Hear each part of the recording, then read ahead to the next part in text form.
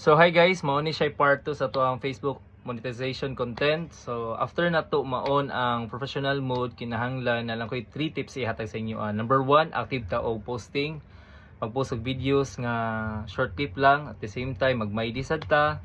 Dayon sunod ang engagement. Engagement guys, diri gyud magbase si Meta sa algorithm. So the more ta mag-follow og mga content creator nga imo ang gina-idolize, at the same time magtan-aw ka silang videos nga ginahimo, then mag-leave kag comment, mao na siya guys, makataas na siya sa imong engagement. Og naapoy mag-comment sa imong videos, imong replyan, kaya guys importante jud kay na kay dira man gud maka-invite nimo sa Meta og mga tools, maka-open sa imong mga tools. At the same time na siya ni Meta guys nga i-recommend ang imo ang profile sa ubang content creators. Ang ikatulog guys sa imo ang kagalingon, kinahanglan andam jud ka no tanan, andam jud ka mo basa og mga harsh comments o dili jud ka mo give up, kana lamang jud og kapoy pahuway lang. Then padayon lang yun, ana siya.